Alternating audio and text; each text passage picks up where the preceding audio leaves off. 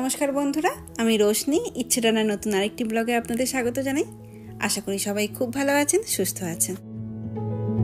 আগের ভিডিওতেই আপনাদের দেখিয়েছিলাম আমরা এখন এসেছি সুইজারল্যান্ডের একটি শহর লুসার্নে। এই সামনে যে বাড়িটি দেখতে পাচ্ছেন, এই বাড়িরই সেকেন্ড ফ্লোরটা আগামী 4 দিনের জন্য আমরা ভাড়া নিয়েছি।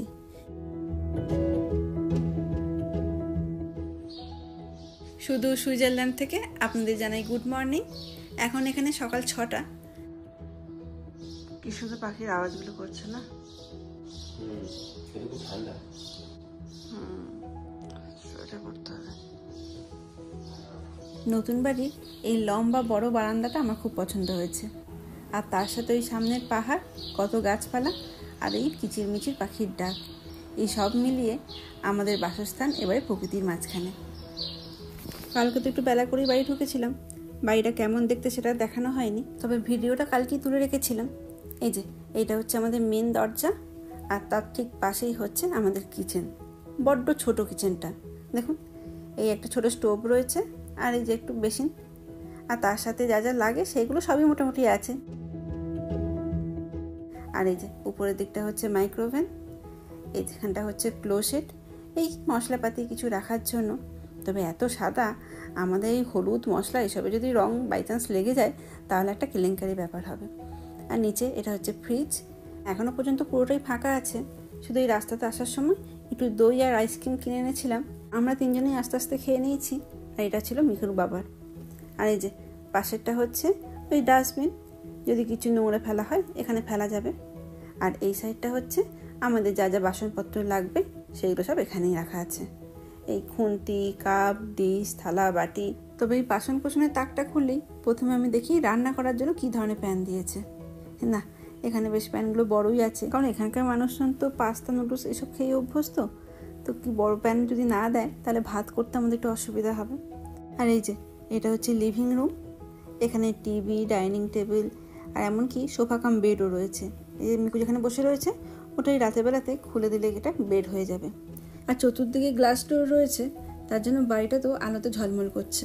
আর এই দিকটা হচ্ছে বাথরুম, এই বাড়িটাতে একটাই বাথরুম। আর যেহেতু এখানকার বাথরুমগুলো একটু ছোটোই হয়, তার জন্য যে স্ট্যান্ডিং শাওয়ার দিয়ে দেয়, তাহলে বেশ ছোট্ট বাথরুমের মধ্যে সমস্ত কিছু যেন ম্যানেজ হয়ে যায়। আর এই দিকটা হচ্ছে আমার বেডরুম। এখানেতে কোনো বাড়ি বুক করার আগে কতজন মেম্বার আছে, তাদের বয়স কত, সবই তো ডিটেলসে বলে দিতে হয়। আর সেই জন্যই দেখছি এই দিকটাতে রয়েছে 2টো খাট, আর এইখানটাতে 2জন শুতে পারবে, আর এই দিকটাতে রয়েছে আরেকজন শুতে পারবে।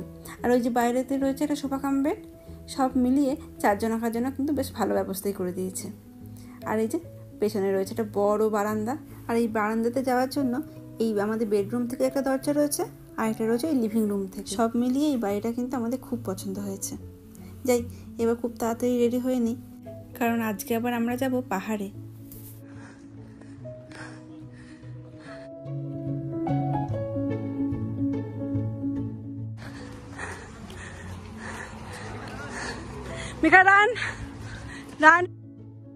আমাদের বাড়ি থেকে স্টেশনটা আসতে 1.5 মিনিট মতো সময় লাগে, কিন্তু এইটুকু রাস্তা কন্টিনিউয়াসলি দৌড়েছি, বেশ হাঁপিয়ে গেছি। 7:05 এখন বাজে, আর ঠিক 7টার সময় আমাদের ট্রেনটা হয়েছে। তার জন্য এই ট্রেনটা যদি আবার মিস করা যায়, আবার 1 ঘন্টা পর ট্রেন। আজকে বাড়িতে ব্রেকফাস্ট বানাইনি, একেবারে দোকান থেকে আমাদের খাবার তুলে নিয়েছি। আর এই যে আমাদের ট্রেনও হাজির হয়ে গেছে। এই বাইরে থেকে সুইচ টিপে দরজাগুলো খুলতে হয়। প্যারিসের মতো সুইজারল্যান্ডেও কিন্তু সাইকেল খুব জনপ্রিয়, তাই ডান দিকটা হচ্ছে সাইকেল রাখার জায়গা, আর যাদের সাইকেল তারাই ওখানে বসেন। সুইজারল্যান্ডের ট্রেনগুলো মোটামুটি ফাঁকাই থাকে। এখন আমরা যাব অ্যাঞ্জেলবার্গ।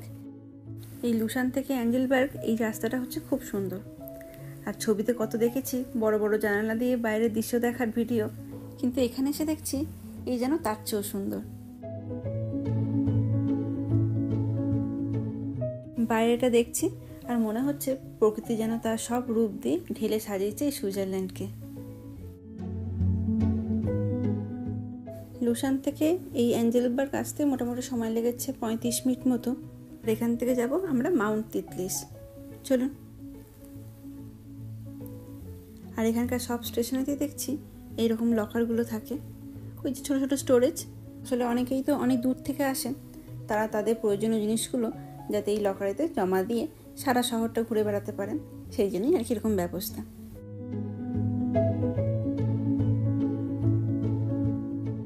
পাহাড় মানেই কিন্তু খুবই অনিশ্চিত, যে কোনো সময় বৃষ্টি হতে পারে আর যে কোনো সময় রোদ উঠতে পারে। তো সেই রকমই আমরা যখন এখানে এসেছিলাম, একটা দিন আমরা এখানে আসবো এটা ভেবেই এসেছিলাম, কিন্তু সেটা কবে সেটা কিন্তু আগে থেকে ঠিক করে আসিনি। আজ সকালে ওয়েদার রিপোর্টে দেখলাম আজকে যা তাপমাত্রা রয়েছে কালকে নাকি তার চেয়েও খারাপ। তাই ঠাকুরের নাম নিয়ে আজকেই বেরিয়ে পড়লাম, কি জানি কি হবে।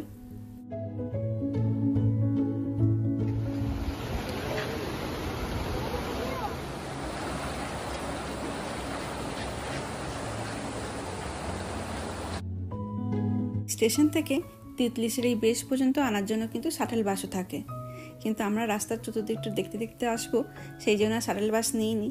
এখান থেকে আমরা টিকিট কেটে এবার ভেতরে ঢুকবো।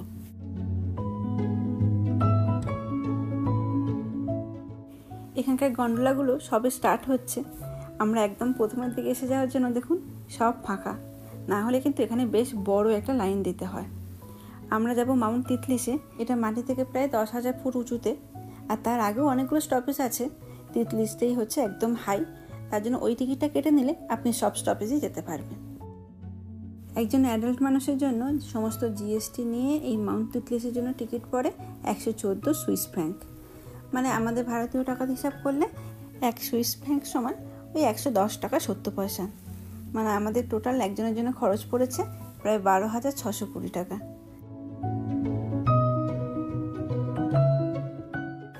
কি সুন্দর লাগছে চতুর্দিকটা, আমি শুধু মুগ্ধ হয়ে দেখেই যাচ্ছি। আর এই যে গন্ডোলাগুলো যাচ্ছে না, প্রত্যেকটা গন্ডোলাই কিন্তু এক একটা দেশকে রিপ্রেজেন্ট করছে। দেখবেন প্রত্যেকটা গন্ডোলার সামনে একটা করে দেশের পতাকা রয়েছে, মানে সুইজারল্যান্ডের সরকার প্রত্যেক দেশকে সম্মান জানাবার জন্য এই জিনিসটা করেছে।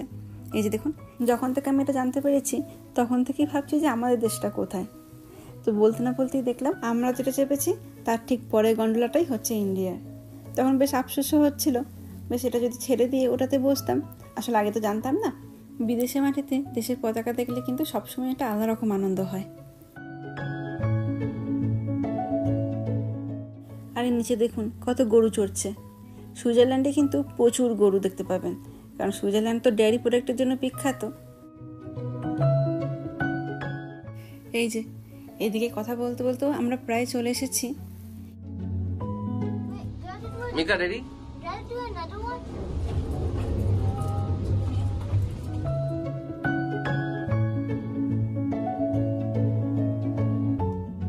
তিতলিশ পাহাড়ের চূড়ায় পৌঁছেই প্রথমে চলে এসেছি 4 তলার এই গ্লেশিয়ার কেভ দেখতে। এই বরফের গুহাটা প্রায় 5,000 বছরের পুরানো। প্রাকৃতিকভাবেই এই হিমাবয়ের আইস দিয়ে তৈরি হয়েছে। ভেতরে ঢুকতেই একরাশ ঠান্ডা হাওয়া এসে শরীরটাকে যেন কাঁপিয়ে দিল। ভাগ্যে সেই ঠান্ডার কথা ভেবে আমাদের জ্যাকেটগুলোকে প্যাকিং করে নিয়ে এসেছিলাম। প্রচণ্ড স্লিপারি রাস্তাটা, তো হিমাবহ তো স্লিপারি হবেই, তার জন্য এই পাশে এই হ্যান্ডেলটা রয়েছে যাতে এটা ধরে ধরে মানুষজন যেতে পারে। মিকার তো খুব আনন্দ, সে অনেকটা আইস স্কেটিংয়ের মতো হচ্ছে, একটুখানি পাটা ঘষে দিলেই বেশ অনেকটা গড়িয়ে চলে যাচ্ছে, ওদের খুব ভালো লাগছে। এই হিমবাহের গুহাটা প্রায় 150 মিটার মতো লম্বা। আর এই যে এই দেওয়ালটা দেখছেন, এই দেওয়ালটা হচ্ছে 5,000 বছরের পুরনো।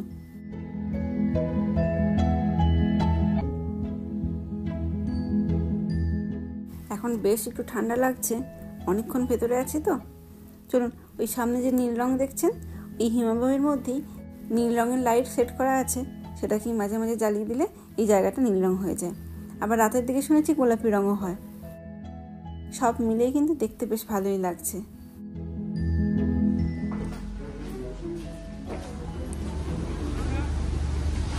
ঠিক যেটার জন্য ভয় পাচ্ছিলাম সেটাই ঘটেছে। আকাশ পুরো মেঘলা, চতুর্দিকে কিচ্ছু দেখা যাচ্ছে না। সেটা অনেকটা দার্জিলিংয়ে এসে যদি কাঞ্চনজঙ্ঘা দেখতে না পাওয়া যায় তখন যেরকম কষ্ট হয়, ঠিক সেরকম কষ্ট। সুইজারল্যান্ড দেশটিকে আল্পস পর্বতমালা পুরো ঘিরে রেখে দিয়েছে। আর এই মাউন্ট তিতলিশে ওঠার একটাই কারণ, যাতে ওখান থেকে নত উঁচু থেকে সমস্ত পাহাড়গুলোকে ভালো করে দেখা যায়। আর দেখুন কি দেখবো, পুরো সবই তো পুরো ধোঁয়াশা। যাই হোক, এই সুইজারল্যান্ড কিন্তু আমাদের ইন্ডিয়ানদের কাছে খুব বিখ্যাত। সেই বিখ্যাত সিনেমা ডিডিএলজে, ওই সিনেমাটা কিন্তু শুটিং এখানেই হয়েছিল। আর শোনা যায় তারপরেই নাকি সুইজারল্যান্ড আমাদের ভারতীয়দের কাছে বেশি গ্রহণযোগ্য হয়ে উঠেছে। আর সেই কারণেই দেখুন ওই সিনেমায় শাহরুখ আর কাজলের ফটো কীভাবে এখানে রাখা রয়েছে। তো অনেকেই কিন্তু এখানে শিফন শাড়ি পরে আসে ফটো তুলতে। যদিও শীতকালে তো এই পুরো জায়গাটাই থাকে বরফে ঢাকা, মানে যেগুলো এখন আমরা সবুজ দেখলাম সেগুলোও কিন্তু শীতকালে সব ঢাকা থাকবে। তবে এই চতুর্দিকটা দেখে কিন্তু এখন বেশ কষ্ট হচ্ছে। অনেক ক্যালকুলেশন করে মানে প্রথমে আমরা ওয়েবসাইটে দেখলাম যে কীরকম টেম্পারেচার আছে, তো সেখানে দেখলাম আজকে যা টেম্পারেচার কালকে হচ্ছে তার চেয়েও খারাপ অবস্থা। তো সেই কারণেই আজকের দিনটাই আমরা বেছে নিয়েছিলাম। কিন্তু দেখুন এর ভেতরে অনেক রকম অ্যাক্টিভিটি আছে, ওই যেমন আইস ফ্লায়ার আছে, এখানে একটা ক্লিপ ওয়াক আছে। আইস ফ্লায়ারটার জন্য আলাদা করে মনে হয় আবার টিকিট কাটতে হবে। যাই হোক, ওটা এখনও কাটিনি, দেখি। এখানকার মানুষজন বলছেন যে কিছুক্ষণ পর নাকি মেঘ সরে যাবে। আর আমরাও যখন এত টাকা খরচা করে উপরে উঠেই এসেছি, এত সহজে নামছি না। এখানে আরও অনেক জায়গা আছে দেখার, সেই জায়গাগুলো একটুখানি ঘুরে আসি। আমরা আবার রোপওয়েতে চেপে পড়েছি, এখন একটু নিচে যাব। এই বিল্ডিংটা 6 তলা, একদম টপ ফ্লোর হচ্ছে এটা। দেখি নিচের ফ্লোরগুলোতে একটু ঘুরে আসি, কারণ এখানে তো বসার জায়গাও নেই। তাই ভাবতে পারছেন 10,000 ফুট উঁচুতে এইরকম একটা বিল্ডিং তৈরি করা মানে তো এটা মুখের কথা নয়।